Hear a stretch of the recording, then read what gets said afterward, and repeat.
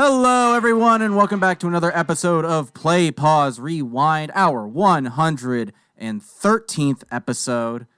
It's going to be a fun one. Niles, how have you been the last couple weeks since we chatted about Superman? Oh, I've just been fantastic.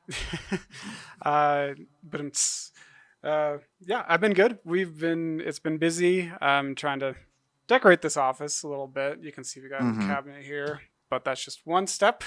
There's so much more to do, but it's been good. It's been busy. Um, yeah, I really can't complain, honestly. How about you, Don? How have you been since we saw Superman and talked about it? Yeah, pretty good as well. Also a little bit busy. Went out to a rooftop bar over the weekend. That was a nice time.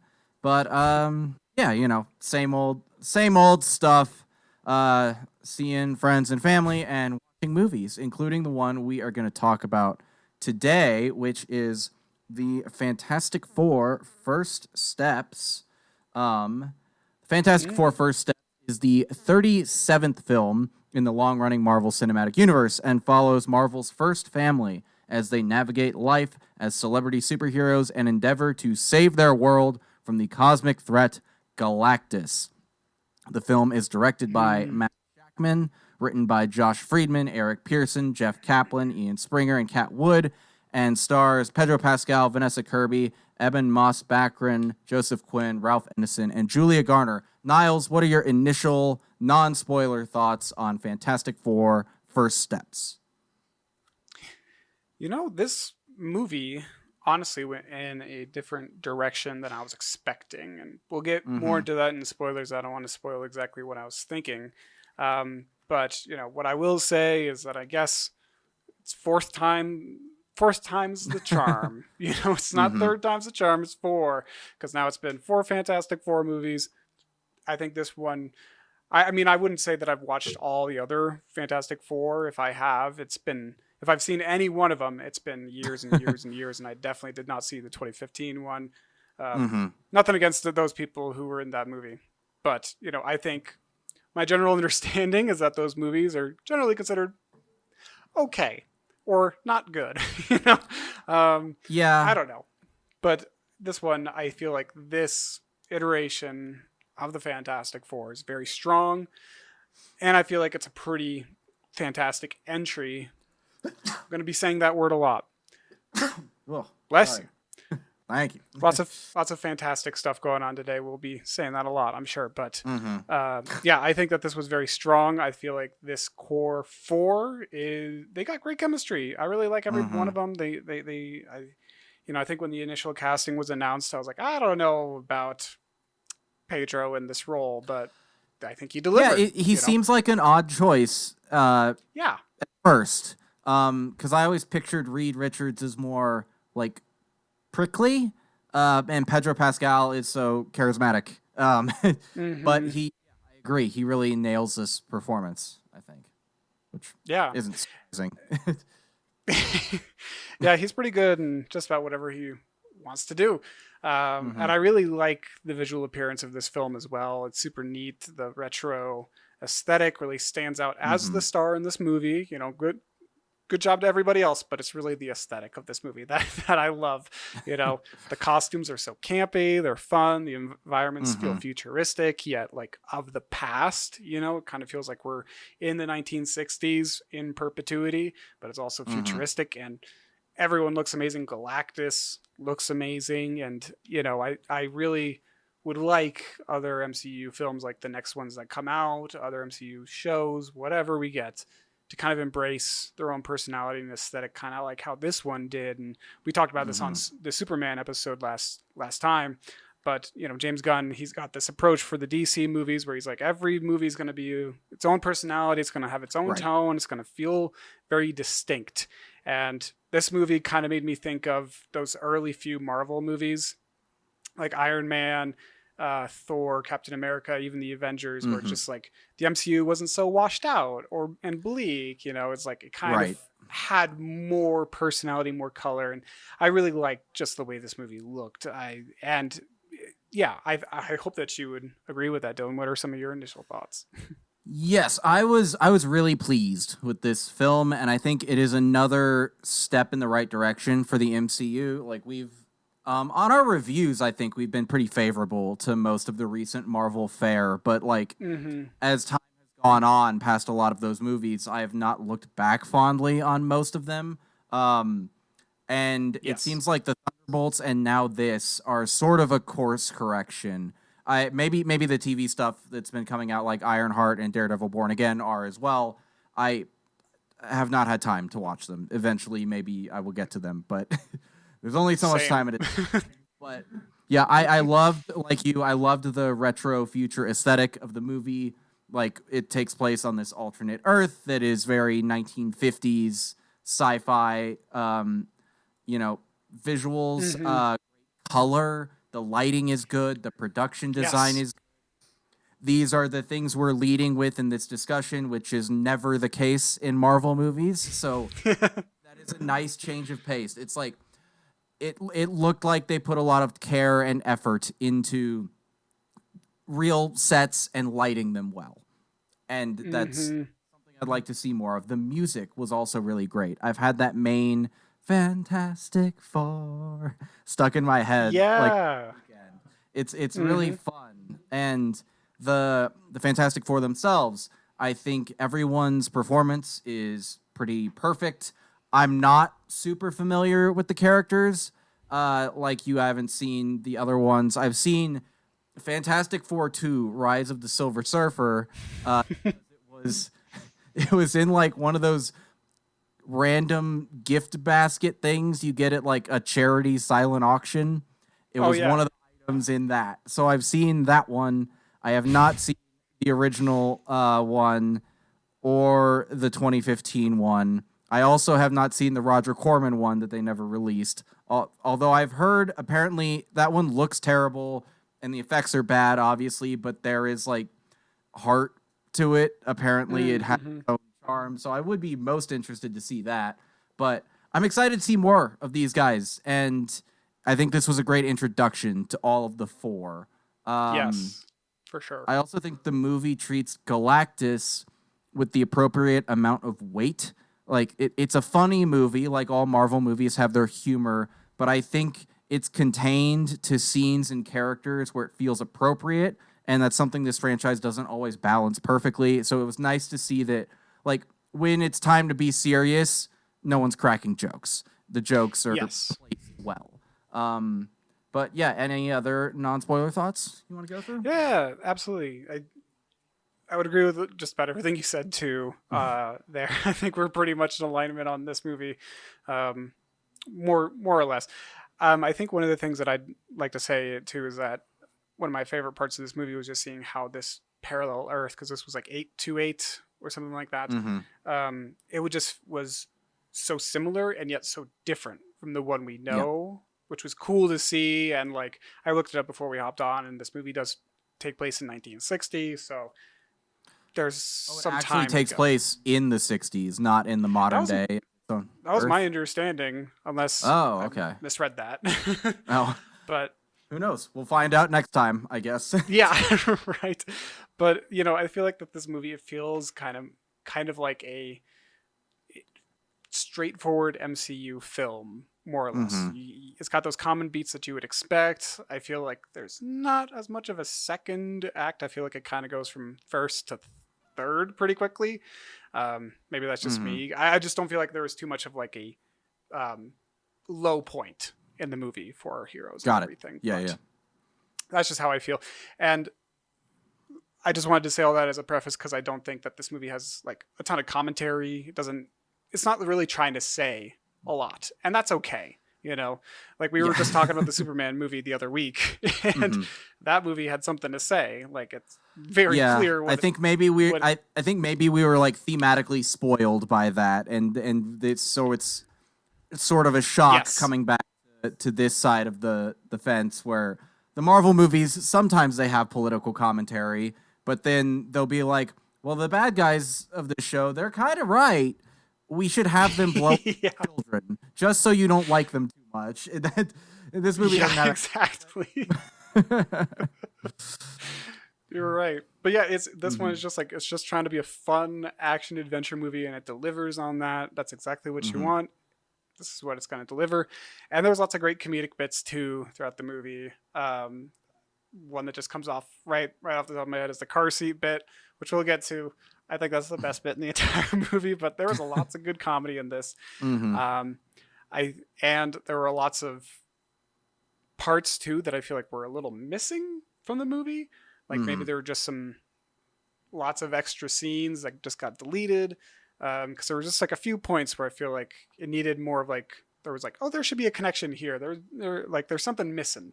But Yeah. overall, I liked it a lot. I would recommend this movie, and it's also, um, this is going to sound so obvious, but it reminded me a lot of The Incredibles. Yeah, you I know, mean, the Incredibles, I think, is inspired by like 50s and 60s runs of Fantastic Four as well. So it's like yes, it's kind of like how Stranger Things was inspired by a lot of Stephen King stuff, yeah, and then the movie adaptation of It comes out and changes the time period to the 80s, and it feels inspired by Stranger Things. It's like just the yeah. Ouroboros. Yeah, it's just kind of eating itself. And, I love Hmm. that too. And like The Incredibles parallel, it's so easy. But there's so many things too in this movie that come up where it's like, that was in The Incredibles, where like the mole people and stuff. It's just like, wait a second, I remember that. Yeah. And I just I love that. I just love that.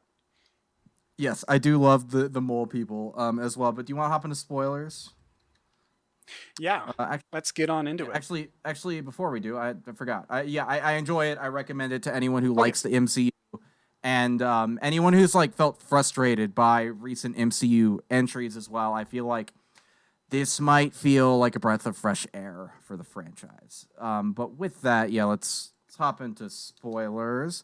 And starting with the Mm-hmm. aesthetic, just because I think it's so fun. The 1950s retro future in the architecture and the costumes, like all the civilians, they have their little hats and their Mm-hmm. suits, dresses. The Fantastic Four's costumes are like knit sweater material, which I really love. Yeah.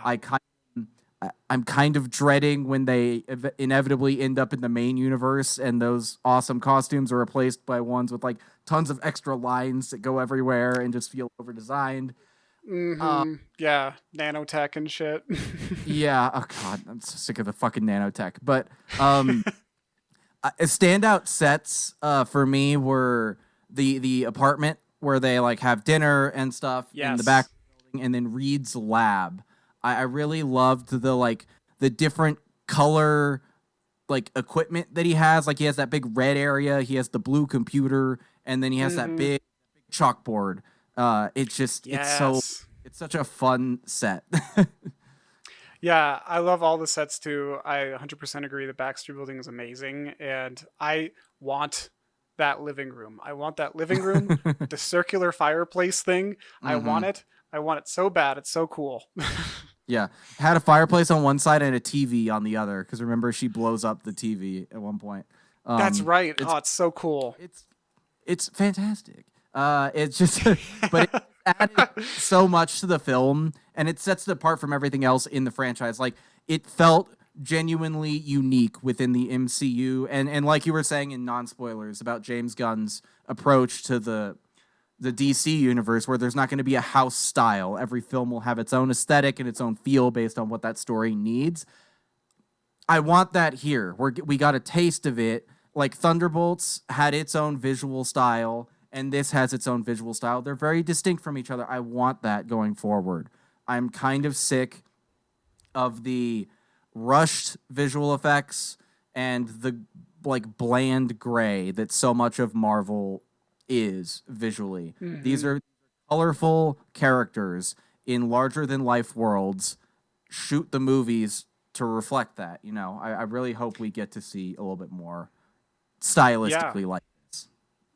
Oh, 100%. I want that too. And this is such like a cool world too, because like they Mm-hmm. have a flying car, at least one, for Mm-hmm. the Fantastic Four team, and they've somehow achieved interstellar light travel by the year 1960, and it's like that's so cool. But then you get this blend of like retro with future, with like, oh, Mm-hmm. they're still using tape recorders and film, like all this kind of like analog technology. And I'm not really Mm-hmm. complaining, because so many franchises do this, where it's like they blend retro with futuristic. Like I think of Alien, where they have Yeah. like all these computers that look like Macintoshes, or like from the Mm-hmm. 80s, like these old style computers, but then they have Mm-hmm. androids and cryopods, and it's like, you just got to take it as it comes, and I really like it. Yeah, I think it's like that's what retrofuturism is, right? And I'm curious if the film actually takes place in the '60s or if it's just styled like that.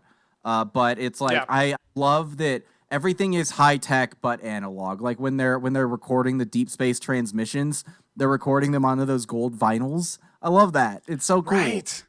and I think it's just like it's kind of like a thing like the Jetsons, like they lived in the 1950s style thing, but they had their flying car and robots and all that other stuff, and it's just that kind of style, just futuristic.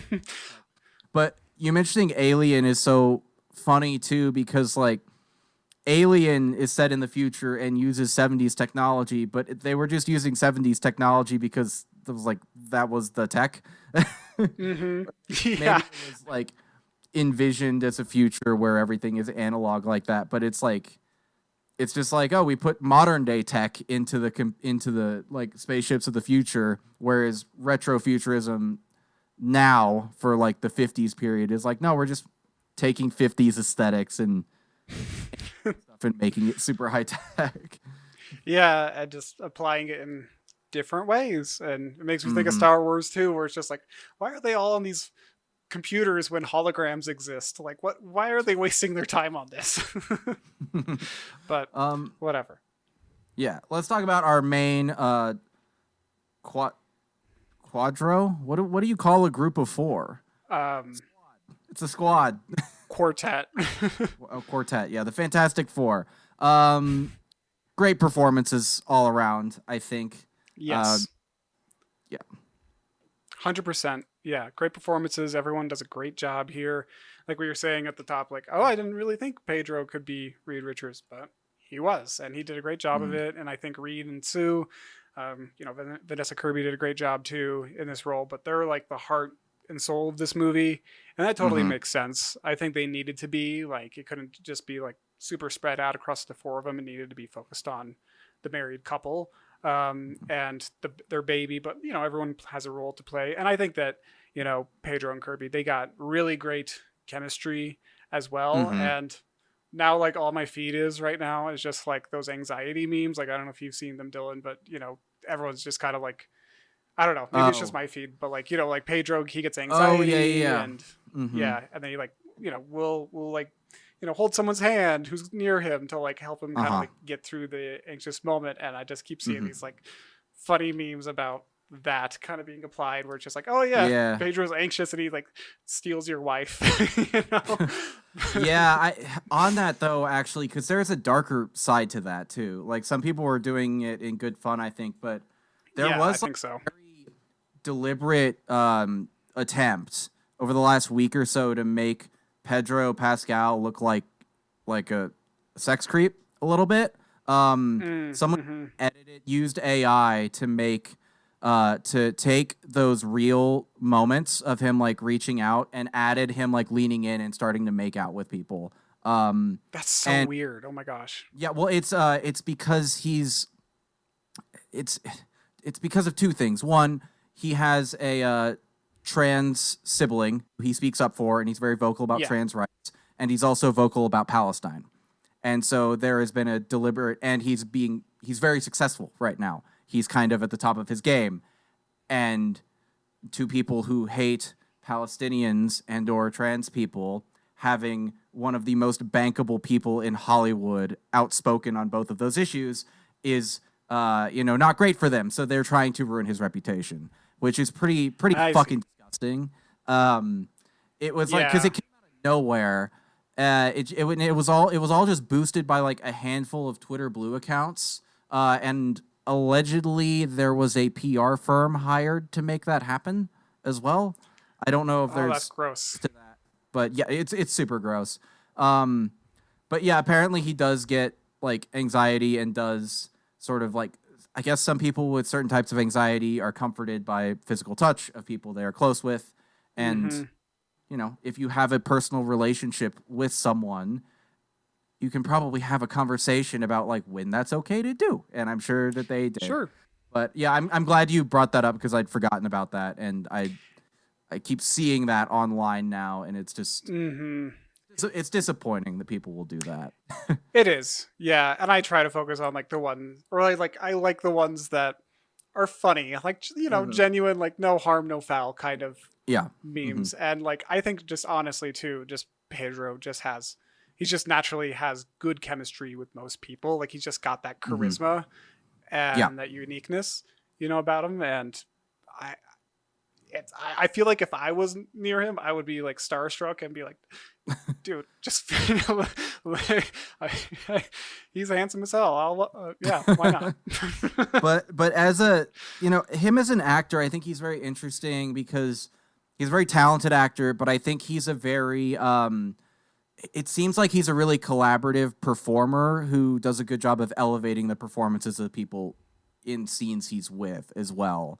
Because he seems like the type of performer who is easy to sort of get into a rhythm with. Um, Mm-hmm.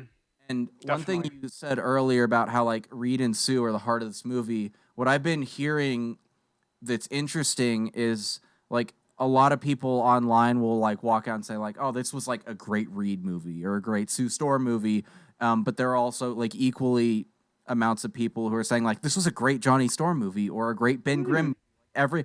It seems like different people are walking out of it saying like, "This was like my favorite interpretation of each one of the four characters," and that's fantastic. yeah, um, yeah, and it's just like great that the movie, I guess, nailed each one of them in a way where people who feel like any one of them is their favorite feel like that character was done justice. And that's Yeah, excellent for an ensemble movie to pull that off. Um, that's fantastic to hear. Yeah, and yeah, I'll stop using that word. But yeah, I'm really happy it's to hard hear not that. to because we just It say is. we say that about other movies too, and now it's odd. Now it's part of this episode.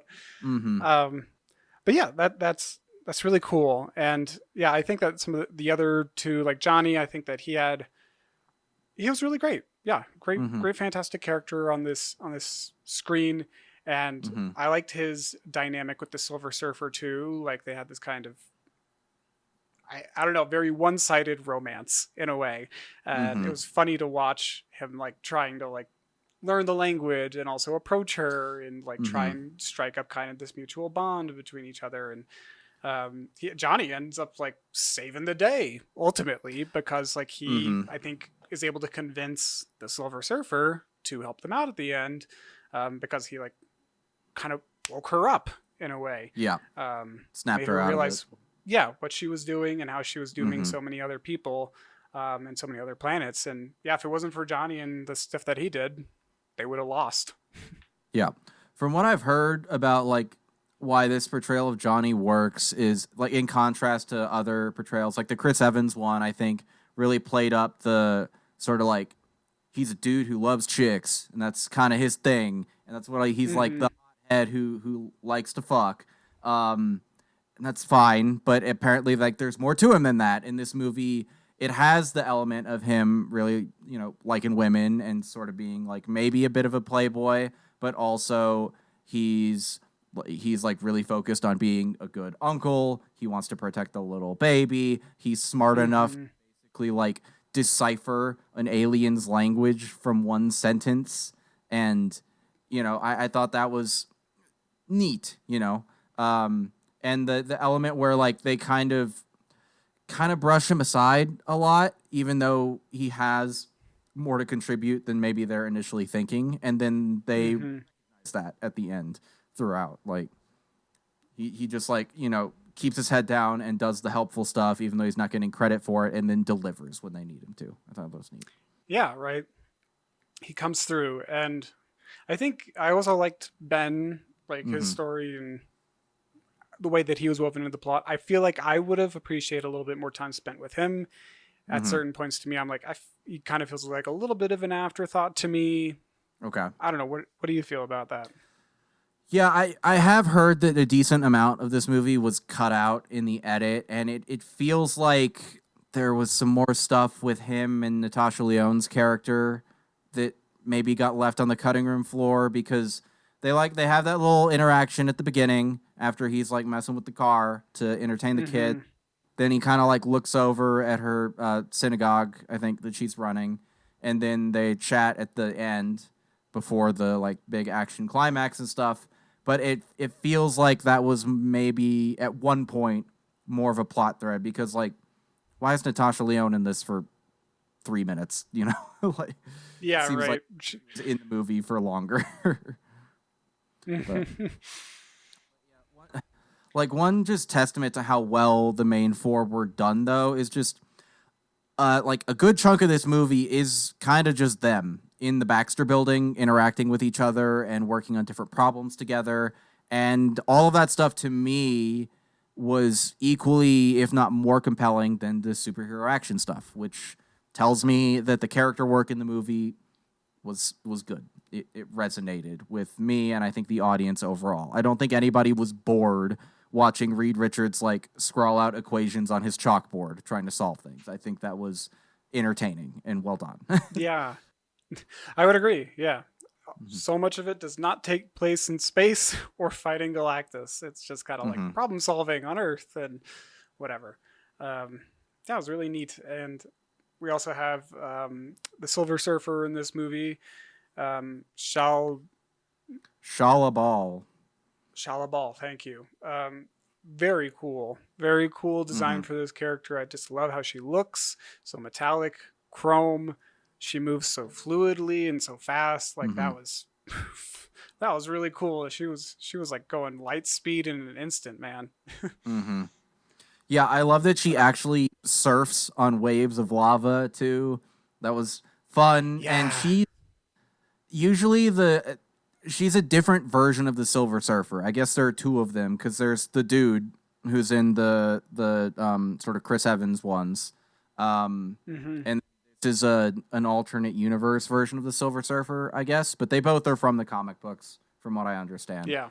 And yeah, I liked the dynamic she had with Johnny as well. I think that was uh, just Hmm. deep enough.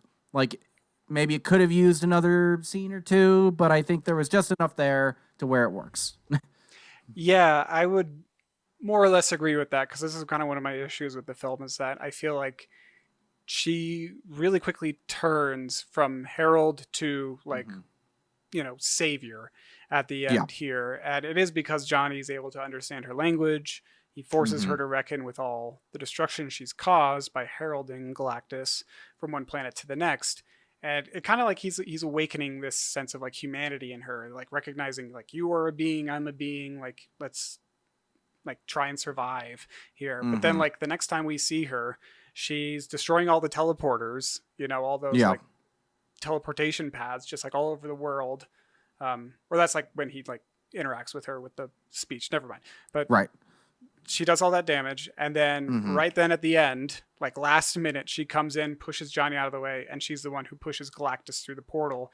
And to Hmm. me, I feel like I kind of wanted like I feel like there was maybe one or two more scenes with her that were cut from the movie, like we were talking about. Yeah. Like I feel like there was something a little bit missing there, but overall, it is complete. It is a complete Yeah. plot. Yeah. And I think I believe this is normally like how the Silver Surfer's story goes. That usually he betrays Galactus at the end and helps save the day. I think. But what I think the choice comes down to is that she was given long ago, like the choice to spare her world in exchange for heralding or like choosing the destruction of countless others, right? Right. And the Fantastic Four in this movie are sort of given a similar choice on a smaller scale by Galactus. It's like, give me your child and I will spare your world. And they they refuse to do Mm-hmm. that. I think what causes her to snap and turn against Galactus is one, just hearing the agony of all the worlds she's helped destroy, but also Yeah. the fact that the Fantastic Four, while they refuse to give up Franklin, they're also she tells Johnny like run away, like take the kid to a safe spot, and then they don't run away. They decide to stay and fight and save the Earth too. I think Sue's line is like, I refuse to give up my child for this world, but I also refuse to give up this world for my child, I think is it. And so it's like, Hmm. no, it like I'm not going to give up a baby, but I will still protect you. I'm still here for you, and we're going to figure out a way to solve this problem. And I think seeing that level of heroism is what makes her, pushes her over the edge into doing the right thing at the end. Sure. Yeah. No, I buy that, and I think like to your point earlier, like we've been mentioning this. Yeah, I just feel like there are scenes that I feel like were cut Mm-hmm. from the movie for time. Like I remember, I don't like to watch trailers these days because I feel like it spoils too much for me. So I try to limit how much. I was trying to limit how many trailers I Uh-huh. saw for this movie Yeah. going into it, so I had as little information as possible, Mm-hmm. just for a better viewing experience personally. But I remember Yeah. watching one of the trailers, and I remember there was like a walking interview where Reed's talking to like some reporter and showing him like the interior of their building and being like, "We have dinner every Sunday at 7 right It was here." And I central don't. to the marketing campaign. They posted that clip on It Twitter every was. Sunday at 7. And it's not in Yeah. the movie. Yeah, you're right. It's not in the final movie. I don't remember seeing it. Like I Mm-hmm. feel like that line is there, but like that scene, that movement, Mm-hmm. like the isn't there. And I feel like yeah, there was probably some stuff with the Silver Surfer that was cut, maybe. But I also Mm-hmm. feel like maybe there were also some scenes of the Subterranea people that were also cut for time. Yeah, probably. Where and you were telling me that some of those, like John Malkovich, was in this movie too. Yeah, John Malkovich was in the you see in the beginning montage of them like doing their 4 years of being superheroes. Like Reed Richards kicks an orangutan into the Yeah, ocean. And that orangutan apparently is like part of uh Red Ghost was John Malkovich's character's name. Red Ghost and his super apes. The Mark Gaddis character mentions it when he's like talking them up for the talk show at the beginning. Um, hmm, so I think maybe there were some more things that we would see that ended up becoming a montage instead. There's also the shot in the trailer of Johnny like falling back to Earth a little bit after she kicks him off the surfboard. Um, yeah, and like cuts happen in editing. That's the case for every movie. It does feel absolutely. like you were saying. I don't quite agree all the way that it doesn't feel like there's a second act, but there is like something in the middle chunk of this movie that is missing pacing wise. There feels like there's another beat that isn't there. It's not Hmm. crippling the movie or anything. The movie still works and the pacing is still good. But it just feels like it's missing something in Yeah, between when they go to space and when Galactus shows up. yeah. It's like it's missing like the second course or something. Like I Mm-hmm. don't know, but yeah, it's like it's already like a 2 hour long movie, so it's like yeah, you gotta trim what you can to make it digestible and still Yeah. get your core concepts across. But what's been so interesting just watching like internet discourse is for years there's been criticism of Marvel and a bunch of other blockbusters for how long the movies have gotten, like 2.5 to 3 hours.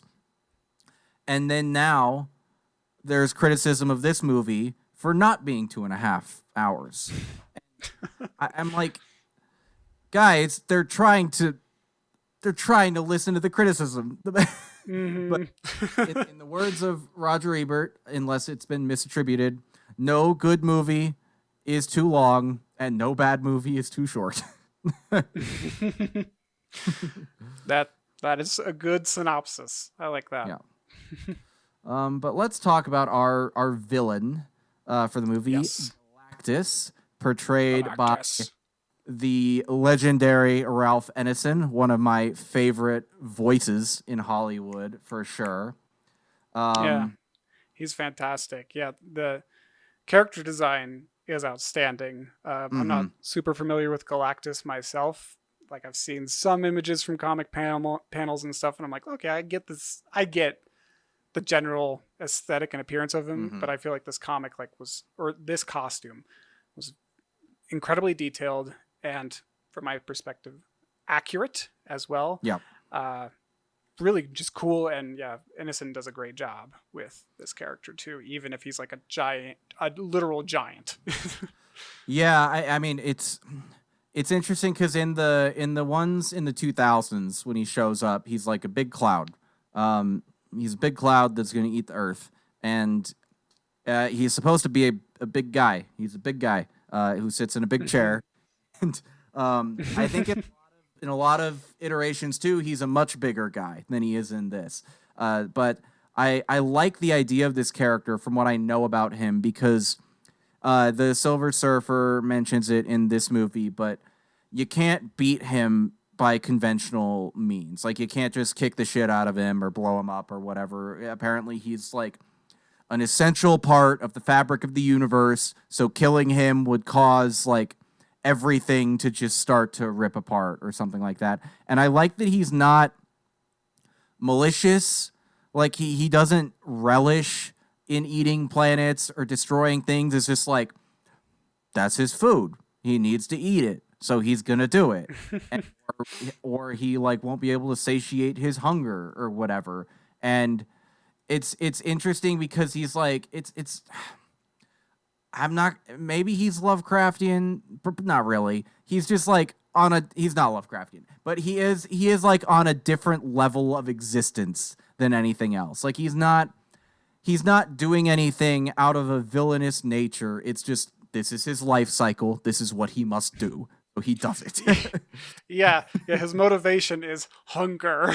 Like, yeah. I need to eat. And I agree. It's a good motivation, because I can relate to it on a personal level. I experience hunger every day of my life. That's true. I do too. Multiple times a day. It's very expensive. Yeah, right. So he's got a good motivation to come eat Earth. I get it, and he's got his character in general has a very intimidating presence, especially when he lands on Earth, and especially when we meet him for the first time too. It's just like, you're kind of like when they land on that ship for the first time, and they're kind of like, you're in the presence of Galactus, and it's like, where is he? And then his eyes light up, and you're like, oh my god, he's way bigger than I thought he would be. That was a really great introduction to him. And then the way he's just like kicking through buildings with ease in New York, it's just breathtaking. And the character in general, his proposal is very unique in a way. It's he'll take Franklin and spare the Earth. And I feel like this raises a very interesting ethical question. Would you sacrifice someone you love to save the entire world? I think if you asked most people today in our world, Dylan, not the MCU, if you asked anyone today, like on the street, would you give up your baby to Galactus today? I have no doubt in my mind that there would be riots in the streets until that baby is surrendered and handed over to Galactus. Yeah, which does happen in this movie, to be fair. Like, yes, people are very upset with them for not doing it, but it's such an interesting moral conundrum too, because it's not just give your baby up to spare the Earth, or don't give your baby up to spare the Earth. It's also, if you don't give your baby up, your baby is going to die when the Earth is not spared. So it's like, yeah. But at the same time, you ask a parent to give up their baby, they're probably like more often than not going to do what the Fantastic Four do, and they're like, no, we'll find another way. And then in most cases, they wouldn't, because they don't have the ability to do what the Fantastic Four did. but it's like, that is an impossible ask, right? It's like, and also, do you take his word for it? I don't know. Yeah, right? Like, do you trust this giant who's eaten other worlds? Like, I don't know, but yeah, but I mean, I think that everyone's incredibly selfish at the end of the day. So in my mind, I think Sue she performed a miracle convincing the Earth to stand behind them. Because like I don't think that would happen in the real world. But in then the again, real we world, have not experienced it. in the real world, when she walked out of that building into the mob, someone would have fucking snatched that baby and stabbed her. Like Yeah, that would... probably. Probably. Even in like the mainline Marvel universe, I feel like that's what have happened. But because we're in Fantastic Four are the best of us 1950s world, it doesn't happen. And that's okay. Tonally, for this movie, that works. It's 100%. Good. Well, yeah, because like everyone there is so like collaborative, cooperative. Like everyone's in line. You know, everyone kind of gave up all of their weapons and dismantled their armies. Like all except the for countries in the world Latveria. except for Latveria, but everyone's like demilitarized, disarmed, and you know there's. And then they're able to collaborate within like a 3-week time period to build all these portals around the world to teleport the Earth. It's like I want to be optimistic and say that everyone in the world, if we were faced with a similar like Independence Day level threat, you know, like that, like I want to be optimistic and say everyone would come together. Russia, the US, China, like we would all come together and collaborate.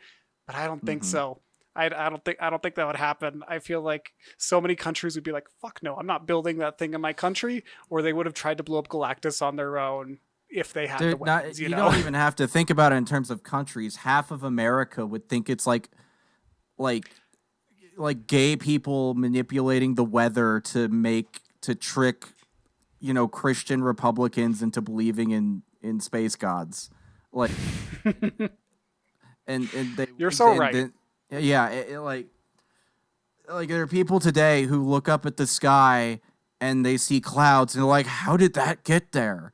Not an exaggeration. This was a post I saw last week, and it's like, it's a fucking cloud, man. It's a cloud. It's been there.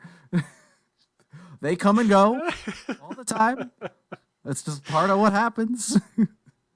It's a government conspiracy to keep us placated.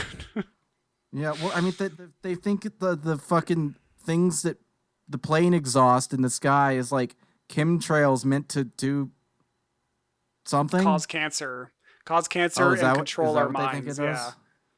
Oh, okay. Well, that's good to know. But yeah. It's so interesting that like, oh, y'all's guy is in power, but he's still chemtrailing you? Is that what you think? All right. Well, anyway, yeah, we would fuck it up. We wouldn't do it. We would not build the device for the planet. Also, I do love you know, in a movie that has a cosmic space god who can eat planets, that is the most unrealistic part. The unprecedented global cooperation, and also just I love that like I love all of the like classroom stuff with Reed when he's doing like fantastic science with Mr. Fantastic or whatever they call it. But he goes on to explain the plan to Earth, and he's like, the difference between an egg and a planet is only mass. I can imagine like most people reasonably being like, Reed, I think there's more. I think more that distinguishes the two than that. Yeah, there's a little more to it than that, but I like the analogy. And yeah, it was kind of like it reminded me of like Bill Nye the Science Guy shows, you know? Kind of, where it'd be like, oh, we're gonna do some cool experiment in front of a live audience of like, you know, kids and teens, and it's like I just love that. That's educate them. Yeah. It was very charming, and I like the part where they're all bored, and he's like, who wants to see a big explosion? Like, Yeah. But I mean, like in basic screenwriting stuff, but you know, it's nice that they set up the experiment with the egg at the beginning, and they also set up the problem of the power draw, the electricity draw. And it's like, oh, when is starting to, scale this plan. You remember that, and then they have to do the rolling blackouts, and then another thing that would not happen, but it's fine, and you get the funny Yeah. joke about Ben only half shaving his face, and he ends up with a rock beard later on, which is kind of funny. Uh, Also, just back to Galactus, I love the shot when he first jumps out of his chair and you see him looking down on the Statue of Liberty before he goes into New York. Just fun shot, just shows how much larger he is than anything America claims to represent. It's like, yeah, whatever. Yeah, I was like, oh, is he gonna knock it over? Nah, he doesn't have time, or he doesn't care. Yeah. Well, and I think, yeah, he doesn't care. Exactly. I think it's like, it's beneath him. He wouldn't even consider doing something like that because who cares? Also, Ralph Ennison apparently was fully costumed up in a Galactus suit. I do not know how much the final film is him in a suit versus CGI. It would have been fun to see like old school Godzilla style, like him walking through a model New York or something. That would have been so funny. They're just like, yeah, we didn't have enough money for the CGI, so we just went old school. Cardboard boxes and a guy in a rubber suit. That would have been funny. But yeah, speaking of Galactus, so I think the biggest surprise for me, I mentioned this at the top, my biggest surprise was that they defeated Galactus by the end here. Like, I honestly was not expecting that to happen, especially since he's such a major threat. You know, he's a world eater. Like, how do you stop that thing? Like, I don't know how you would do that, except how they did it here, I guess. And I think I think the reason why I was thinking this was because the Thunderbolts post-credit scene primed me to predict the Fantastic Four would lose and have to escape their universe because they're in that space battle at the end of Thunderbolts with their ship is up there. So it's like, that's why I was thinking that. And I'm okay with how this ended. I'm happy with it because it's so positive. It's so family friendly. It ends on a happy note. And I think it blended well with the general aesthetic and tone of this movie. Like a darker ending where Galactus consumes their Earth and they have to escape to another universe. Yeah, that doesn't really fit tonally with the rest of the movie and how it is, you know. Yeah, I agree. I'm happy they went this direction because I think you're right tonally to set up this like fun 1950s retro futurist thing. The tone is very much about the family and it's their first outing as characters in the series, so it would have been like a pretty jarring tonal shift to at the end the world is completely destroyed and they have to flee to a new universe. I think that could have been compelling, but I like that it's like, oh, we get a kind of standalone superhero movie with this ending. You know, it felt very retro in that way, like very 2000 superhero movie. It's just like these characters in their own universe and they have a little adventure and then we end with them off to the next thing. It's great. I am curious what will ultimately motivate them to go to the mainline universe.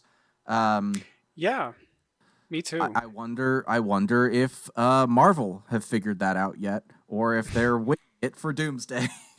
Yeah, they might be, because like on the other hand, if they did go that kind of more bleaker route where they had to escape and stuff, like if the Fantastic Four failed at the end, I could have seen that being very compelling for two reasons. And the first of which is, do you remember how devastated you felt at the end of Infinity War when they fucking lost? Like, it was such a powerful moment when you realize, like, oh, the heroes didn't win. Like, half of humanity's gone, half of all life's gone. Like, and it kind of got everyone excited to see, like, okay, how are they going to redeem themselves and save the day? How are they going to figure their way out of this one? And also, it could have been interesting if they went that route. Galactus eats the Earth. They come to this other Earth, and they just have the Fantastic Four. They just have so much guilt, so much remorse kind of hanging over their heads. because it's like they're in a way responsible for the complete destruction of their homeworld, and they had to escape, and it would kind of force them to view their decisions and actions through kind of like a more emotionally complex perspective. But this is all kind of a moot point right now because it didn't go that way, and I'm happy with the story that we got and where it's headed. And it was still a great misdirection on the MCU's part, whether that was intentional or not. They got me. Yeah, I agree. And I think one of the other reasons I like they went this direction too, though, is just the world of this movie is very fun. I'd like to see a Fantastic Four sequel in this world. I don't know. We're going to talk about the future of the MCU later in the episode, but I don't know how we return to this, given that they are being folded in pretty soon, but I'd like it to work out that way. And it would be kind of bleak, like the, happy talk show host and all the Subterranea people and Natasha Lyonne all just get like consumed by Galactus. Yeah, that would have sucked. It would have sucked. And it could be very dramatically compelling, but then you have that weight on your Fantastic Four characters, and it should be a primary motivator for them, like for a long time, right after their first entry. Like maybe take it, maybe rip their world apart later down the road when we've had yeah, but that can be the start of Doomsday. Or something. Oh God, they just do what they did with Thor in Infinity War, where he gets like the scene or the climax to his entire character arc for the whole series, where he finally grows up and becomes king, but not in the way he maybe initially wanted to, and it's genuinely like the perfect way to end his character story. And then the next time we see him, Thanos has killed half of his population, and it's brutal. We've talked about this before, or maybe I've talked about it on my channel, but it's like that is the limitation of the shared universe storytelling, is sometimes one of your main characters reaches what should be their sign-off point, but you have to have the big event film, so you fuck up that ending to keep them around longer, and then you make Thor: Love and Thunder after that. It just keeps going. But one really standout sequence for me that we haven't talked about yet is when they go to space. Very fun. I love their FTL drive. It's kind of like the little things the prequel Jedi Starfighters latch onto, but way bigger. But the black hole sequence after they have their confrontation with Galactus, and they run away. He like induces labor in Sue because he wants the baby. And then it's just such a like escalation of tension, right? He makes this deal. They're like, fuck no. And he's like, all right, well, baby's coming now. And then, so they're trying to run away. Johnny is trying to like fight off the Silver Surfer, running out of oxygen. And Ben is having to carry him. And then they go to FTL.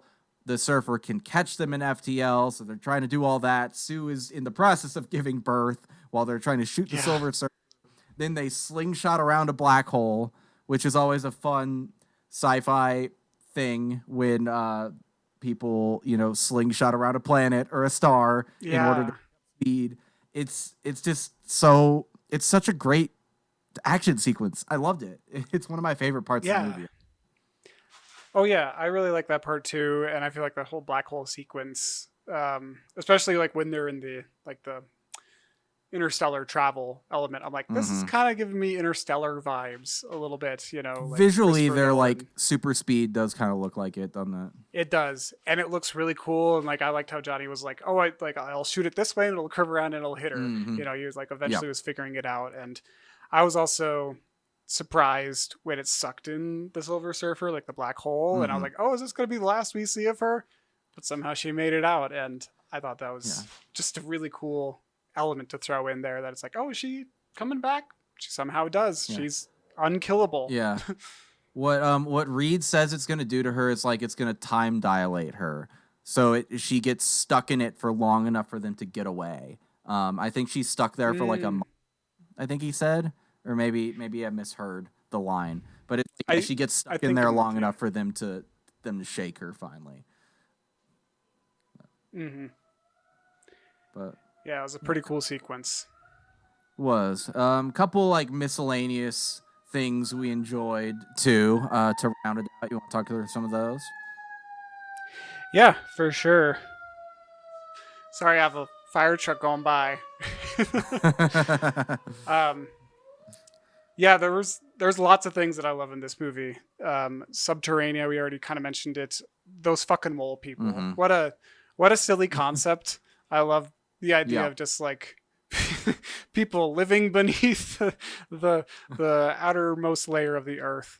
I just thought that was just a cool idea, and yeah, they gave me like mad vibes of like the Underminer from The Underminer, Incredibles. yeah. So yeah, I'm sure that was a reference to the mole people too. But I love definitely. I love at the beginning how he like is trying to steal the Pan Am building, and he just detonates something that causes it to sink underground.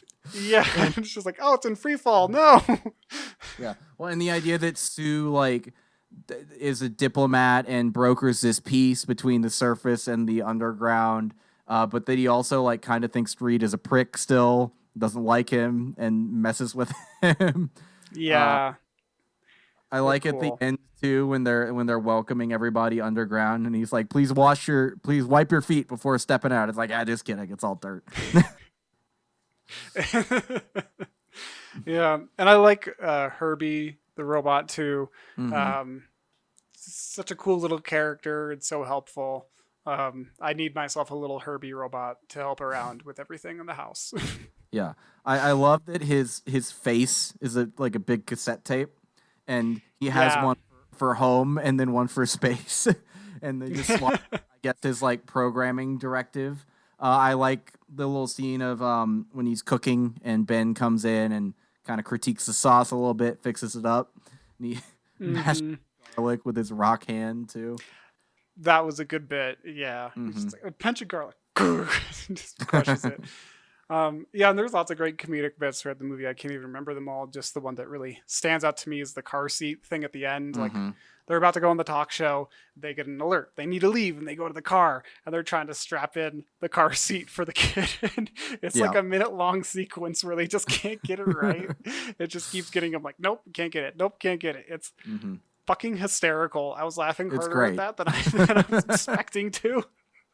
And I feel like it's so relatable for so many parents too. Just like, we got to buckle it in right, or it's a hazard for the baby.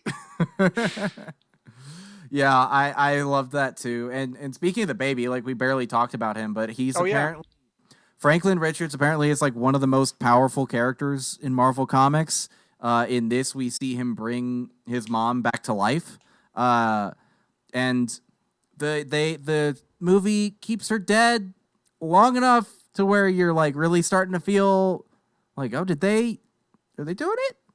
Did they kill her for real? It's like, wow, they did it. But in the moment you're like, I don't know, maybe that's over. Yeah, no, that was a great little bit for little Franklin, and that's so funny too. Like, I'm getting ahead here to the post-credit scene, but when she's reading to little Franklin, four-year-old Franklin, she's like, "Oh, do you want that other book?" And they go over, and it's like the Origin of Species. Origin of the Species. It's like, oh my god, this kid's crazy. No one reads Origin of Species for fun. Yeah, but I think that dovetails into the post-credit scene. The very end post-credit scene is a fun little like the intro of the in-universe cartoon that is made about them. It's a good fun. But the main event one is the mid-credit scene where she's reading to a 4-year-old Franklin, gets up for a second and then comes back, and oh my god, Dr. Doom is here and he's doing something.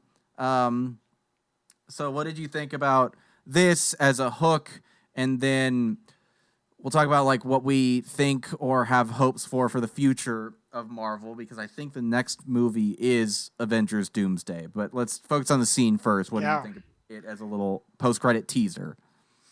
I mean, it was sufficient. I liked it. Yeah. I think it's good, and it was like, okay, we're not trying to do anything too crazy because we already know Doom's the next antagonist, the next big baddie, the next Thanos. So I thought it was good, and like, you know, like I said, I'm not familiar with all of the Fantastic Four movies, but I know that Doctor Doom is like the antagonist in one of them. So yeah, I feel like he's the next natural kind of villain for them. Yeah. The scene in a vacuum, or like within the scope of this movie, great teaser for what's to come. I would like it even more if it was just teasing Fantastic Four 2, because Doom, what I understand, he's like the main Fantastic Four villain. His and Reed Richards' relationship is long running and incredibly important for both characters. Doctor Doom, from what I understand, is one of the most important characters in Marvel. So it is frustrating that for some reason he's being played by Robert Downey Jr. Nothing against Robert Downey Jr. He's a fantastic actor, Academy Award-winning actor for Oppenheimer. He was great as Tony Stark.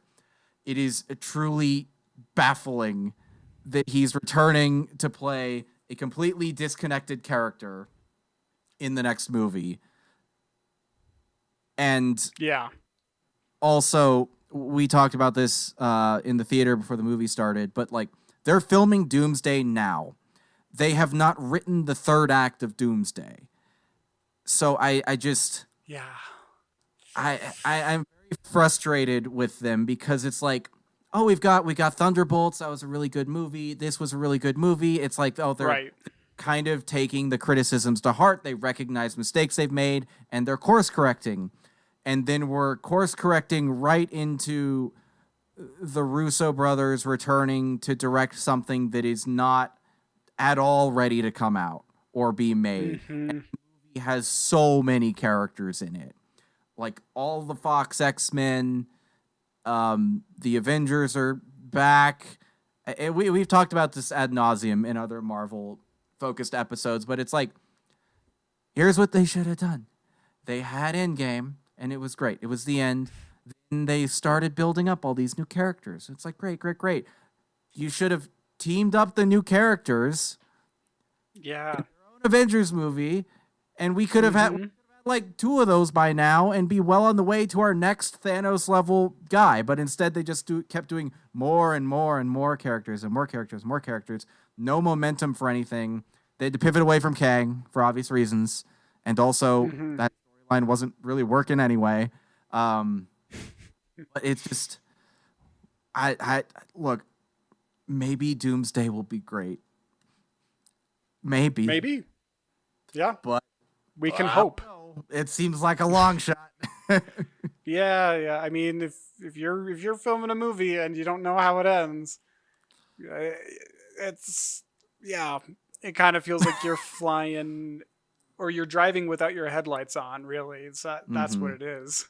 Yeah. Well, especially when your movie has like 40 characters in it, like 40 superheroes or whatever. You remember that live stream they did where it was just like the on-set chairs for every actor who's going to be in it? Oh yeah. For some reason they did a very like slow reveal of everybody on a live stream that lasted 4 hours. Yeah, and there's like 40 chairs. Yeah. But we'll talk about that, I guess, next year when it comes out. It's supposed to come out next year.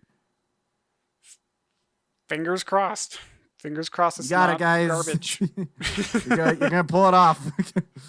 We have confidence in you. Any final thoughts on the Fantastic Four first steps? No, but I would just say it's fantastic. Okay. All right. Yeah, it's a good movie. Go see it if you like Marvel superhero stuff. Yes. You'll like this Easy recommend. Easy recommend for the visuals alone, honestly, and everything Definitely. else Definitely. is also satisfying. But with that, let's transition into some other stuff. Talk about what we've been reading, watching, playing, etc., etc. Niles, what have you been up to recently? So just a few things. One, I think I brought it up on the show before. There's this procedural crime docu series that we like to Mm-hmm. watch called Wild Crime. It's about crimes, like how crimes that occur in like national parks, national and state Mm-hmm. parks, and it's like how do investigators work those crimes, because sometimes you come across a body or you come across some bones and it's like, I have no idea how long these have been here and who's been walking through here. How do I Mm-hmm. piece all of this together? Yeah. And we actually watched two different seasons. One was like the first season, which was um, I don't remember all the names, but it was basically about like this guy who went with his wife to a national park and she fell off of a ledge and died. And it was like, Mm-hmm. no, she didn't. You pushed her. You pushed her 100%, and just kind of going through the steps to prove, like, yes, he fucking killed his wife. The one that we watched most recently, season 4, we're all over the Mm-hmm. place. It was called 11 Skulls, I think. And it starts off with just like, oh, this. It was just like, it was first focusing on like this one missing girl or this missing woman case and being like, where is she? Mm-hmm. Long story short, it becomes a story about the serial killer Israel Keys, who's pretty prolific. And I hadn't heard about him until watching this series. So that was just really fascinating to learn about this fucked up individual.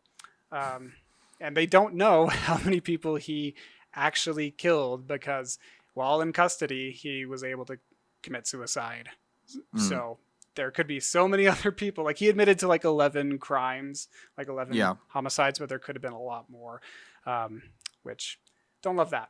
Um, just fun stuff, that we like to watch in Mm-hmm. our free time. Yeah. Um, and then the other thing really that I've been watching, we actually wrapped it up recently, was RuPaul's Drag Race All Stars Season 10. Finally came to a close. Mm-hmm. Ginger Minge won. Who saw that coming? I don't know. For your yeah, I know, right? For your reference, though, and she's been on like this show, like this is her 4th time back to RuPaul's Drag Race. Oh, okay. She Mm-hmm. really, really wanted to win. She finally did, and I don't know. Got it. Okay. It's just been kind of interesting to watch like the online reaction to it, because there's like, I don't know. It feels like you could make the argument that the season was a little rigged in her favor. Maybe it wasn't, but there's just like kind of some drama in between some of these episodes, and it's just like, ooh, girl. I just sitting there with my popcorn, just watching it unfold. Yeah. But it was a great season. Kudos to Ginger, and yeah, I'm excited to see where the franchise goes from here. Cool. What about you, Don? What have you been up to lately? Continuing to read Project Hail Mary, enjoying it a lot. I've gotten past the point of the twist premise, which is great because I have now seen the trailer for the movie in the movie theater. So, cool. But I'm enjoying it a lot. I think it's a really fun book. I'm also continuing on watching the anime Dandadan, which I like as well. They are, currently going up against a giant, like sort of cosmic serpent thing that lives underground and maybe protects a town from a volcano. It's a weird show. It's cool though. That's cool. And then I saw some things associated with some not so great people as well. I went to see F1, which great, honestly. I thought it was a really solid racing movie. It stars Brad Pitt, who is a great actor, but apparently a horrible fucking piece of shit. So that's that. But the movie is really solid. It's made by Joseph Kosinski, who made Top Gun Maverick, also a great movie. Mm-hmm. And but yeah, Nice. I think if you like racing movies, especially F1 style stuff, it's a very well made one of those. Yeah, And cool. also, I watched the latest and last season of The Sandman. Obviously, the author of that comic book is a massive, abusive sack of shit. Um, but the show was made by many people who are not that, and they did great work adapting a pretty incredible comic. Um, it is a shame that it will forever be associated with someone who a lot of people looked up to and who turned out to be a disappointingly cruel and manipulative monster. But the show itself, it's great. The felt a little bit more rushed than season one. They definitely skip over stories. Like there are parts of the comic where Dream is more tangential to the story or more in the background, and it seems like they kind of brushed over those to focus on the mainline plot of Dream's arc. Maybe I don't know if it was always planned to be 2 seasons or they adjusted their plan after the allegations against Gaiman came out. But it overall resolves in a satisfying way. It adapts the main arc of the comic pretty well, and everybody Cool. remains really great in it. If you like the first season, I imagine you would like season 2 as well. Yeah, I remember. Yeah, we talked about season 1 on this podcast, and yeah, we both were very favorable about it. So Yeah. maybe I'll go back and watch that when I have some Yeah. time. One thing I forgot to mention on that I finished watching was The Last of Us. Oh, well. right. Yeah, The Last of Us, finished that, finally watched that final episode, and I'm excited to see the 3rd season because I really want to see Abby's perspective. I really want to just continue with this story, and I really like the season overall. I don't really get a lot of the negative criticism that people are throwing out there, but we've talked about this before. Yeah. But I mean, neither of us have played the games, and I think a lot of the Yes. criticisms from what I've seen are that they kind of sanded off the edges of Last of Us Part 2, especially when it comes to Ellie. Like, Ellie, I think, is a lot meaner and more violent in the game, and that's important to the story being told. Like, there's there are people killed towards the end of the season kind of by accident. From what I understand in the game, not an accident, intentional. And like that's a pretty big shift. But we'll see. And it's like Neil Druckmann has left the show now. He is the creator, or I mean, lots of people create the games, but he's the, I guess, creative director of the Last of Us series, important at Naughty Dog. It seems like maybe there's some behind-the-scenes creative differences between him and Craig Mazin. So it'll be interesting to see how season 3 fares with just one of the 2 showrunners remaining. But yeah, I liked season 2 as well. I was positive on it also. And I didn't have a problem with the story being told, but I do understand for people who love the story of that game how the changes that were made would be frustrating to see play out. Yeah. And might compromise. I can completely. We'll see. We shall see. I can completely understand where those people are coming from. Yeah. But that is going to do it for us this week. We'll be back in 2 weeks. Naked Gun's coming out and Weapons is coming out. So I figure we could do 2. Do you have a preference on which one? Oh, I'm gonna see both of them. So we'll have to draw straws or something, or flip a coin, because those both seem amazing to me. There's a lot of good stuff coming up in August. That Honey Don't with Margaret Qualley and Chris Evans and Aubrey Plaza looks really good later in the month as well. So I think we got a good fall of movies to talk about. But looking forward to it. Yeah. But we'll see you guys. Thank you all for listening. Yeah. We'll see y'all in 2 weeks for either the Naked Gun or Weapons, probably. I figure one of those 2 is the best way to go. But until then, stay safe, stay healthy, and, Be the change you want to see in the world, you know? All right. Bye. Bye.